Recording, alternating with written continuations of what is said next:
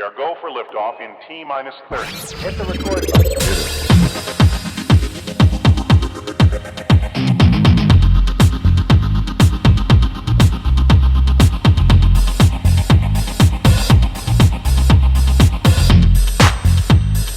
Gosh, that's swell.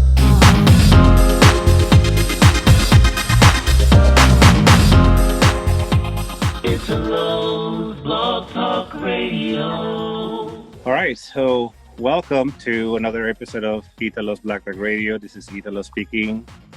I have new ring lights. So if you guys didn't see my eyes before, I can barely see my eyes right now. I'm like trying to. Anyhow, today I have back-to-back DJs. One is coming from where is this again? Gainesville, Gainesville, Florida. And there it is. DJ Mellow is here. How you doing? Good, man. How you doing? I'm good.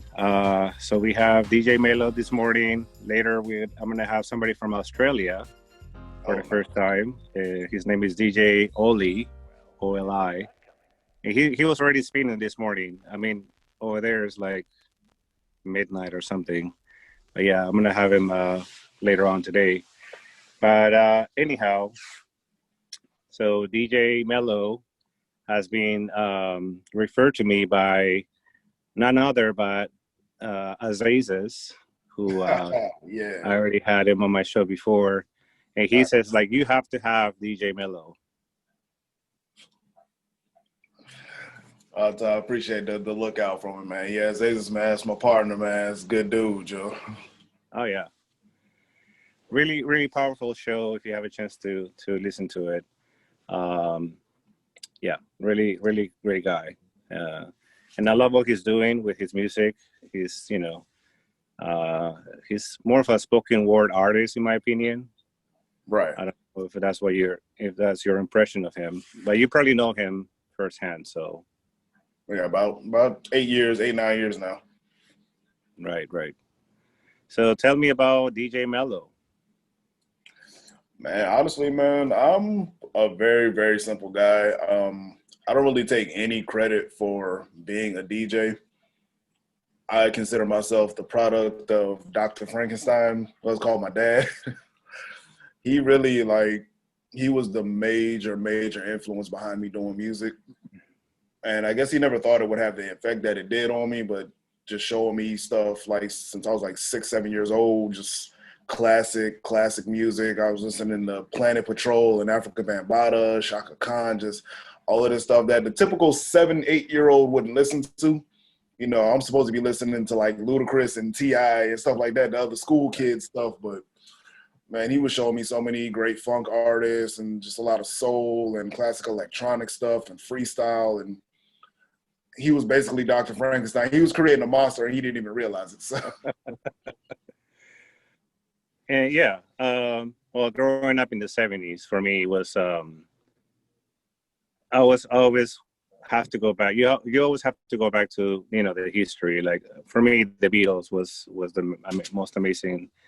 But of course, I see the evolution in the 80s. The Cure, I was all into, Depeche Mode, and I saw that you actually had that as your, that's your influence as well. Oh, absolutely. What made you say, today I am a DJ? I think it goes back to around 2002, 2003. I saw a tribute to Jam Master Jay on BET. And I was hooked because they had got DJ Premier, Kid Capri, Jazzy Jeff, Grandmaster Flash, all 40s guys on stage just killing it. And I was like, yo, I'm with this. I like this. And it's just watching them just kill it on the turntables. And I was just like, yo, I don't know how I'm going to make this work or how I'm going to do it, but I want to do that. Because at the time I was only a drummer, and that was about as much into music as I was at the time. I still listened to a ton of music, but like trying to figure out how to get behind those decks, I was like, yeah, I got to figure out how to do this. And just from that day forward, I became really just a student in the game. Like, even though I couldn't afford a Technic 1200 at the time, but I was like, I don't care if I got to go to, you know, Radio Shack and go find some old ones somewhere. Like, I got to do something. But I was like, you know what? It's going to take time. It took a lot of time and a lot of years, but eventually I was like, yeah, this was where I wanted to be at. I was like, this is dope. Like, I like it a lot. Tell people how to find your website, because I was looking at the website and I'm already loving the look, the vinyl, the clean, you know where you're gonna go if you want to have an event, if you want to have what kind of music you want to have. You have 150,000 songs. I saw. I mean, if you cannot figure out what song you want to play.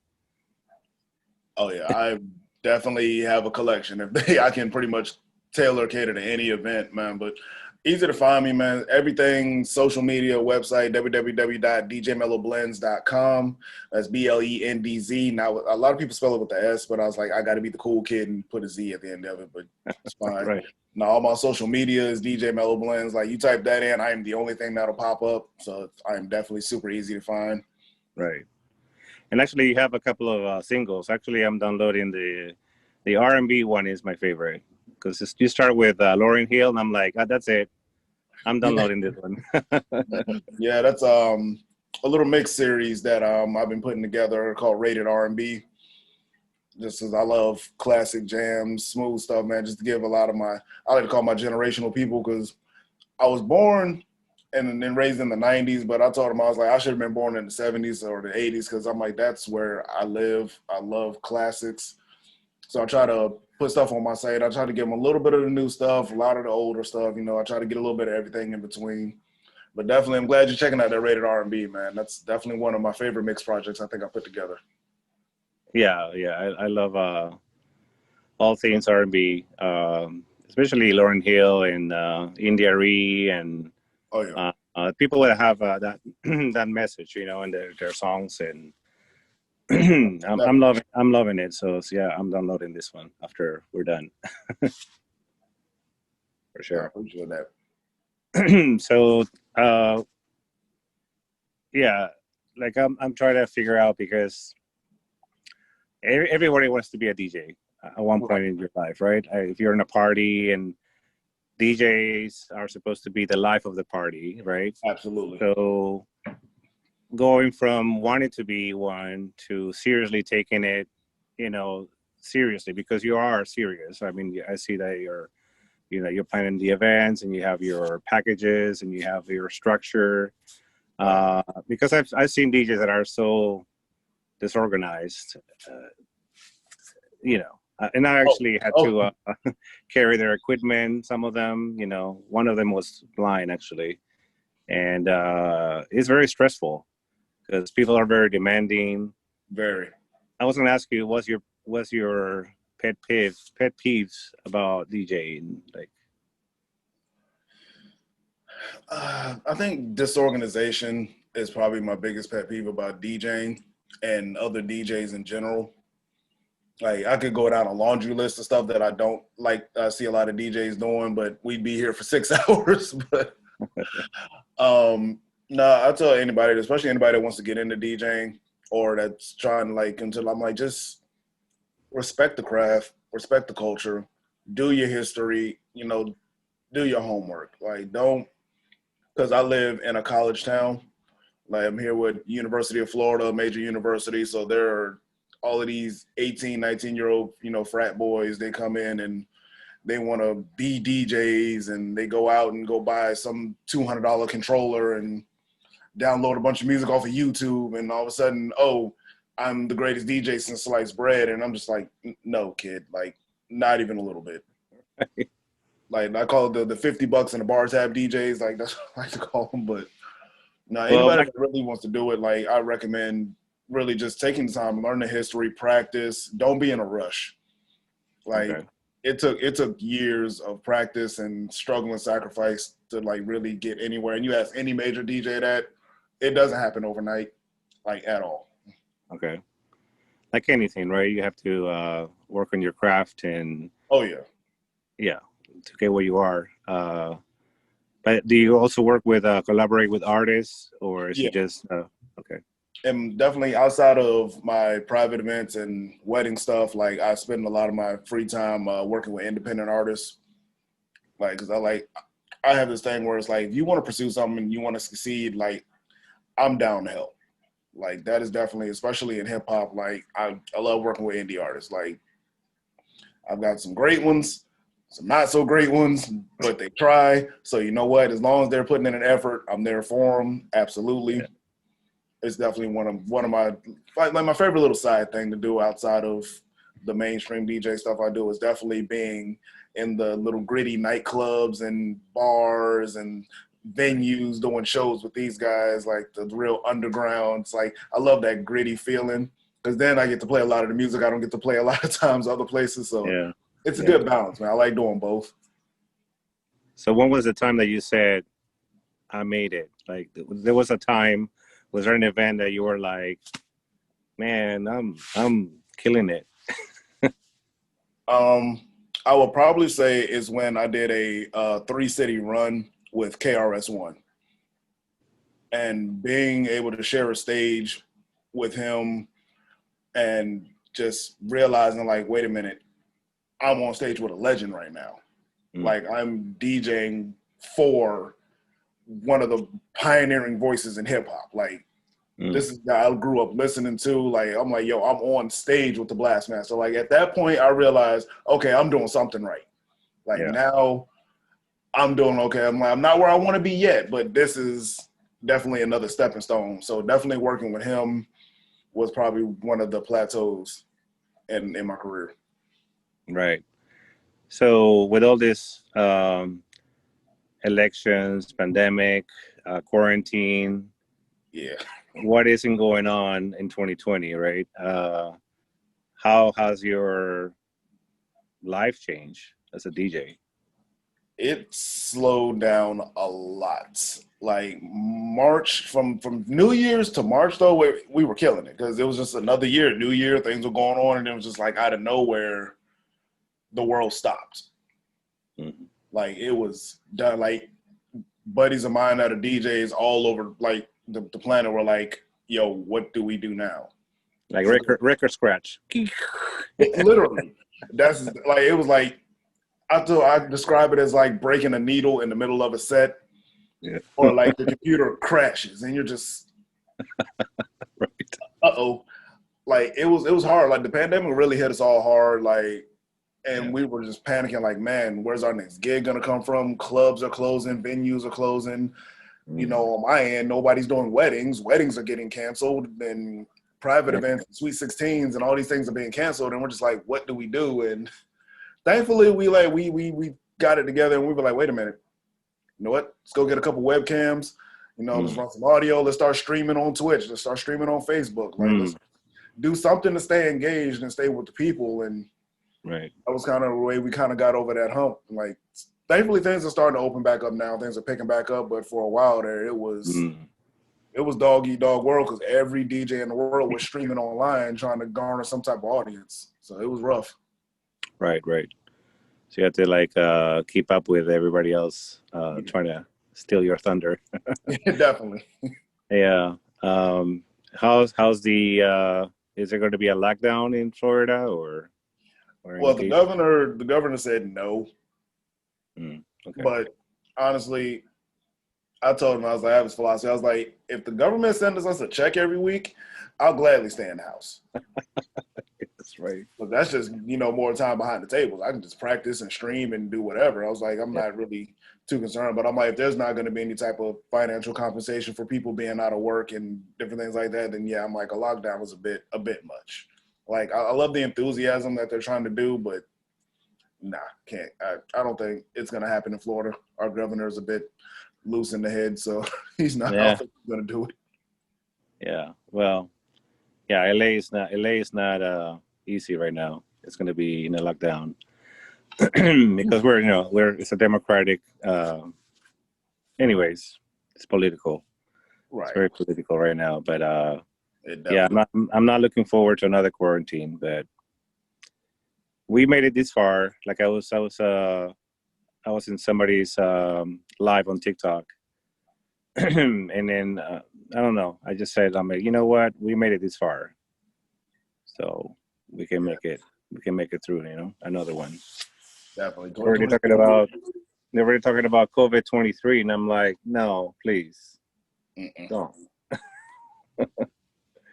So there's a movie about the new COVID. Oh I'm like, wow, they're already making movies about it. yeah, and I'm like, okay, so you're already predicting what's going to happen in 2023. Can we It's, just try to make it through 2020? Like, it's come on, like, yeah, we got. Can we get a couple years like before we start getting there?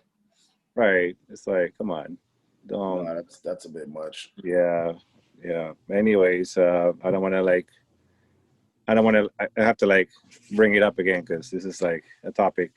It always comes up though. It's like I can never get her away from what's affecting us. You know, what's around us. We can't ignore it. Like we can be like, yeah, we can be like I don't pay attention to the news much because of the, you know what I mean, like the elections and everything was so stressful, Yeah, and yeah. everybody on social media is so stressed out and crying and Mhm. depressed and dealing with their own issues and their own, you know, they cannot make it through what, you know, the months and without working. So add into that, you know, now it's a lockdown. It's like, okay, you know what? That's another one, right? But I can ignore it, but at the same time, it's like, well, you know what? I can't control it. So Definitely. yeah, that's the way it is. That's the way it is. So what else I was gonna ask you? Oh, so yeah, there's a question I had because yesterday I never had a DJ in my podcast. This is my first time with a DJ, right? Right, So right. I was asking some of my followers on TikTok, like, what should I what should I ask a DJ? What would you ask a DJ? And they're like, well, ask him the pet peeve question that came out. But there's a question that had me laughing because I'm like, okay, so what song would you say will kill a party, right? And so I started coming up. They started coming up with things, and they, oh yeah, YMCA. I'm like, so I played YMCA on my laptop, and it was fine. Everybody was like, yeah, yeah, YMCA is cool. And then I play Baby Shark, Yikes. and actually, people laughed my life. They left it. They're like, no, I can't. I can't take this one. Yeah, that's definitely one that's just like, if I got kids, then yeah, it'll go over pretty well. But there were some songs that's like, no matter how goofy it is, it always works. Yeah. And I think a particular one that I always seem to have go over well is Cotton Eye Joe, believe it or not. Oh, Like I haven't heard that song. it's an old country like line dance song, and it's like super goofy and campy, but it's like it just works. I never understood why, and I never questioned it. But I'm like, hey, as long as it works, I'm gonna use it. That was the chicken dance or whatever. Oh man, no, that's actually one of mine that is like on my do not playlist. Like, even though like unless they like absolutely beg me to play it, like that is one of those that is just like no, it's in the archives. I have it just in case, but I never touch it. How about the Macarena? Macarena is definitely a definitely a staple. Just one of those feel good ones that get people dancing. They love it, and it kind of helps that Tyga kind of redid it like a new modern version of it. So it's like it's kind of bringing it back full circle again. Okay. Yeah, I haven't been to an event lately, so I don't know. I have no idea. So there was I don't know if you're a Madonna fan, but I was Oh, absolutely. I was at Madonna DJ thing birthday bash she had, right? Mhm. But it wasn't her. It was just a DJ was playing her songs, and so I'm of course from the '80s era. So to me, like Borderline or Holiday or get into the groove would be, Madonna, right? Oh, But absolutely. it turns out the club I was in was 18 and under. So nobody had any idea what songs they were playing. They're like, when are they going to play Madonna? I'm like, this is Madonna from the Yeah. 80s. They're like, oh, I've never heard of this song. So I was like, damn, I'm getting old. Like, but yeah, what are some of your favorite artists growing up? Like you were saying the 90s. So I'm trying to picture what's the 90s. Nirvana, I guess, or yeah, it's a lot of females. Definitely did like Nirvana. Like a lot of my favorite artists though came from like the 70s and 80s. I was a big Parliament Funkadelic fan. I was huge into Run DMC and like, Big Daddy Kane. I was big into the Fat Boys. Like I liked a lot of like classic hip hop stuff, but then I listened to a lot of Morris Day, a lot of Chaka Khan. I was big into definitely big into MJ. Like Mike was artist number one. Like yeah, for sure. he was definitely like my number one. And it's just as I got older, I just started picking up more and more artists. So I was listening to TLC and then listening to like Busta Rhymes, Q-Tip, and then A Tribe Called Quest, PM Dawn. Like I could go on and on, just like the laundry list of people that I listened to. Right. So what is the most odd music that you listen to, like besides hip hop? I think my oddest music, a lot of people find it weird that I listen to a lot of metal. Like I listen to a lot of hard rock and metal. Okay. And they don't expect that from me. I would have never guessed that at all. Like, oh yeah, I'm definitely like, Pierce the Veil, Metallica, Avenged Sevenfold. Like I listen to a lot of like rock and metal. I love it because as a music person, I find something in every genre that I feel like I can work with, and I try to DJ with it in some way because I'm like, you know what?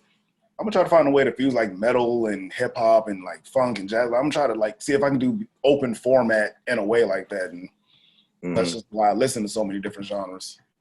Right. I don't want to be one dimensional as a DJ. I don't want to be just like, nope, I'm only a hip hop DJ or only a EDM DJ or only like, no, I just want to be a DJ. So I want to play it all. Like, yeah. You can be, you can be put into a box. Like, I'm just gonna play these songs. Yeah, I to spend your prices. I hear you. Yeah, I think the oddest ones for me were like, I don't know if you heard of Bjork in the 90s. And then she went really crazy, and I'm like, okay, I cannot follow you anymore. Yeah. past pagan poetry, I'm like, okay, I don't know where it went after that. But yeah, Depeche Mode was my favorite band growing up.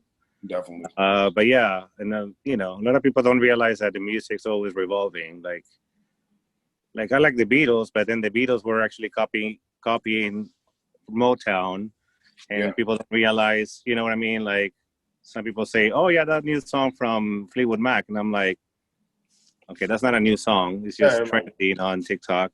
It is, man. Like that song's way old. Yeah, but you know how, like, you have to be educated as to where the music's coming from. Absolutely. Even if it's a very popular song, you may think, oh yeah, that song is by Whitney Houston. It's like, no, it was Dolly Parton first. It was, and it was a country music or country song, and then it went on. So yeah, you have to know your history. Yeah, like I do that a lot. I'll play a song and they were like, "Oh, this is this artist." I'm like, "No, this song came out in like '83. Like this is not like new." Like for a while, I don't know if you remember a few years back when Ghost Town DJs was trending because they brought back the song "My Boo" and it was like a big viral dance craze thing. And I'm just like, they're treating this like a new song. I'm like, no, I still have like an LP of this song. Like this song's like 20 plus years old. I got a vinyl about it. Yeah. But I kind of like it though when like social media now kind of brings back some of these songs because they're still good. So yeah. I'm not one of those DJs that's like, oh, I don't like these 14-year-olds doing TikTok dances to it. No, I want them to. Like, I want them to understand, like, yeah, this music's great. Like, keep it up. Like, I want to see more of it. Yeah. Bring the older, bring it back. Like, Motown is amazing. Every artist in Motown was like, come on, Lionel Richie, Jackson 5, and Supremes, and I never knew everybody that I like came from Motown. Even before I even knew, I didn't grow up in the States. I was born here, but didn't grow up in the States. But yeah, every song that I heard from Motown was my favorite growing up. And now the history. Now I understand, the movement that was going on in the 60s. Oh yeah, like it was Hitsville for a reason. Like Motown definitely had a nice roster. Like, oh yeah, untouchable at one point. They had a formula that worked. Oh yeah, yeah. Because what do you think of the music industry in general? Because you always see those documentaries. What's it called? New Edition, or Tony Braxton, or you name those artists that started with the contracts, and they were cheated out of their contracts. Prince is a big one too. I was actually watching a documentary on Prince, and he fought and fought and fought until he got those songs back. He did. These are my songs. It was weird. Like, I enjoy watching those documentaries because it really gives you a look inside, and it's kind of bad because I watched one on the Sugar Hill Gang, and I didn't realize like so much of what they went through, and I was like, man, all of this off of the first song that they made, and all of these legal dramas and people stealing music, and watching these different groups and stuff in the 80s and 90s when it was running rampant. I didn't realize it was that bad. Like, yeah, all these groups that you would think are rich and famous and successful or legitimately broke and struggling, and like, wow, man, they're getting pennies on the dollar. I'm talking to Azazas too, and he's always bitching about not getting paid enough for his TikToks, and he explained to me, like, if there's a 25-second song, right? Let's say that you get paid $1 for, and that's not even the case. But if you were getting paid, let's say $1 for your song on TikTok, if they played it, but that's not the true, right? It probably is 10 cents or 1 cent.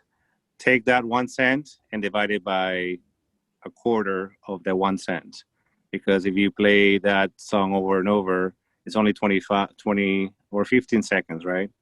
So that fraction is not going to be anything until X amount of views, or so it's like, so you're getting cheated out of your songs. You know what I mean? Like, yeah. And I've talked to my boy a lot about it, because when we started out together, when we first met, it was a way bigger struggle then than it is now, because social media was a thing a few years back, but it wasn't such a viral marketing tool like it is now. And I told him, like, I've seen his TikToks, and I told him, I was like, dude, just keep pushing your content, man. I was like, some of the biggest, streamers, YouTubers, vloggers and all that, they started somewhere. It's like, nobody starts out with, 2 million followers and 20 million views. Like, right. It gets stressful, man. You just got to keep pushing forward. Like, and that's, I mean, if you did, it'll be like really, it'll be so fast that you'll be crushing really fast too. Like American Idol, the literally instant fame, and how they crush so fast. I always never did like that overnight success. I was like, I was never that guy that wanted to chase that. I was like, I don't want to make it overnight, because just as soon as I get it, it'll be gone. True. And you don't appreciate it when you're there, like, you get so pulled by so many things. And like Michael Jackson was a really sad case, how he was just manipulated and to the point where he couldn't do anything on his own. He had to be on a contract, and 50 performances, I think they were asking me to do in London. Yeah. Crazy. Prince, for instance, that's the difference between Prince and Michael. Prince was like, I'm going to do a show Thursday, and it was Monday, right? So I'm doing this on Thursday, on whatever day, on this week. Like, I'm not gonna compromise anymore. This is what I'm gonna give you this, and of course he will sell out immediately. Absolutely. So he had no problem because he was already a name, right? Whereas Michael or any other artists are contracted for years, and you just can't be free. You're not free from, the contract. Yep. So that's crazy. It is. It's a rough life, man, to be able to do that at that level and to have so much control taken away from you, man. I can only imagine the stress level that would have. Yeah, exactly. So what's coming up for you in 2021, or New Year's Eve? Do you have any events that are coming up? Yeah, I actually have quite a few. I actually have one night doing an outdoor performance, a little thing downtown, and got a couple of things the rest of the week, couple of nightclubs, and I got some brunches coming up I do on Sundays. Pretty good, man. It's good times. I try to stay busy, try to stay consistent. My live stream, I did my first test stream a couple of days ago. Turned out really well. People were tuning in. So I'm trying to take it up a notch and try to keep consistent with the streaming online, kind of build fan base there, do my events, roll into 2021, man, and just, hope things turn out for the better with the economy and the world so that we can keep, pushing the culture forward and bringing music to the world and, doing what I do. Yeah, exactly. Yeah, and so your platform is basically, what is your major platform? Like, is it TikTok? Is it My YouTube? one, I would say is Twitch right now, because that's the only platform where I'm able to really stream music without getting kicked off. Oh, okay. I get it. You can try it on Facebook, but you'll be good for about 10 minutes, and then they were like, nah, you got to go. So it's... Yeah, community guidelines and all that bull crap. It's ridiculous. Yeah. And Facebook's pretty much dead, so...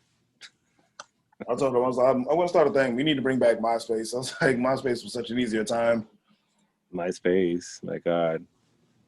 You grew up in MySpace? Oh, yeah. I was there, definitely down. I was there in the AOL Messenger days. Like, I remember back with the dial-up internet and all. I was like, man, take it back to a simpler time, man. Make it a lot easier on people. Yeah, exactly. Now we want stuff like this. Yeah, everything's just instant. Walking around with computers in your pocket. I'm like, my first cell phone didn't have internet, so. Right.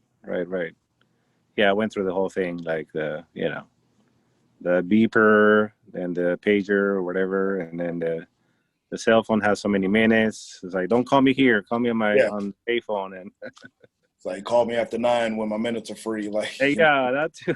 Like, I forgot about that. Yeah, I have unlimited minutes after 8 p.m. or something. It's like, yeah. And there was no texting back then. It was like 15 cents per message back then. It was expensive, man. Crazy, right? Yeah, they really milk us. Yeah, now I have unlimited, so I don't have to worry about anything at all. Oh yeah. So anything you want to promote or anything like that, I'll make sure to put this below, by the way. So your website, of course, will be there, and you'll follow my social media at DJ MellowBlendz on everything. That's Twitter, Instagram, Facebook. I'm not hard to find. Okay. So one place will take you everywhere. So that's basically, if you can find like my Instagram or my Facebook or website, you can pretty much find everything. It's all linked in one, like all into one. Yeah. I gotta do that. I gotta be organized. I just have it on so many places, so many platforms. I can even keep up with myself. Like, oh yeah, what I am I know. doing? It took a lot of struggle and years to like get organized to where I'm like, okay, I'm gonna have everything, quote unquote, like all my ducks in a row. Because believe me, at one point I had so many different Twitter handles and Instagram handles. It was all different things, and I was like, no, I got to get this all organized into one. It's like, I'm DJ MellowBlendz. That's what everything's gonna be, like all one. I just couldn't have, my DJ handle on Instagram, but on Facebook, I'm using a whole different name, and Twitter was a whole different thing from back in the day. I'm just like, that's me. Trust me, you're Not not like the so only many. one, man. I see a lot of my indie artists do it, and I be trying to get them on power. I'm like, look, man, if you're promoting yourself as an artist, use your artist name across the board, man. It's like nobody wants to follow getting money 8793 exclamation point on Instagram. Like nobody's gonna Yeah. type it in to find you. No underscore, please. I Yeah, hate exactly. It's like you do, just like simplify it. This is the time of the world where the world likes everything simplified and easy. So I'm like, make it easy on people. Build a fan base a lot easier if it's simple. It does make sense, doesn't it? It does. Nobody likes to put any work anymore. They like it all right there, right now, man. They like the fast food generation, as I like to call them. They just want it all right then, right now. As soon as they order something on Amazon, they want it there by the end of the day. Like it's crazy. We're so entitled. Yeah, definitely. But I think the quarantine has taught us a lesson. Like, in a way, like, okay, you know what? You thought, we take everything for granted. It's like, oh yeah, we can go to this concert, we can go to this movie theater, we can party, and we can gather together in Thanksgiving, and we took everything for granted before. Now it's like, I don't even know what's going to happen in Thanksgiving. Exactly. So, the simple things in life that we took for granted, just being able to go walk around to the store. And you realize now there are markers on the floor to 6 feet distance, wearing a mask, and simple things that we never would have thought would have been an issue in 2020. It's like now it makes you take a step back and realize, okay, we shouldn't take everything for granted. Like we should enjoy the simpler things in life. Like even I had to figure that out. Exactly. Hey, DJ Mellow, this has been amazing. Thank you for coming in. I know we've been playing phone tag or email tag or whatever you call it. But I'd like to welcome you back whenever you have another project or another, I don't know, CD release or collaboration, whatever you want to do. Let me know and we'll put you on the air. Anything else you want to say to your audience? No, definitely wanted to appreciate the time, man. I've never been a big spotlight guy, so like doing something like this is kind of new for me. I always like to kind of hang in the background. I'm just like, nah, I don't really want to talk about me because it's not about me. I'm about my music. I'm like, yo, I like to talk through my tables. Like, that's what I do. But this is definitely eye-opening for me, man. I appreciate the time, definitely. Great. Well, you didn't see this coming, guys. And then stay tuned for DJ Oli. So DJ Mellow's here. DJ Oli's coming up later. He's in Australian time, so I don't even know what time it is over there or what day it is, because I think it's like Thursday. Isn't it like a whole different day over there? And it's like, oh, they're so ahead of us. But yeah, well, thanks again, man. Appreciate it. We are go for liftoff in T-minus 30. Hit the record button.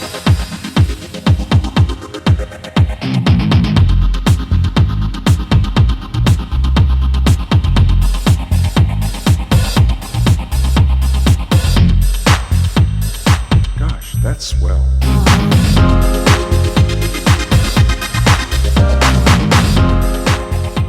It's a low blog talk radio.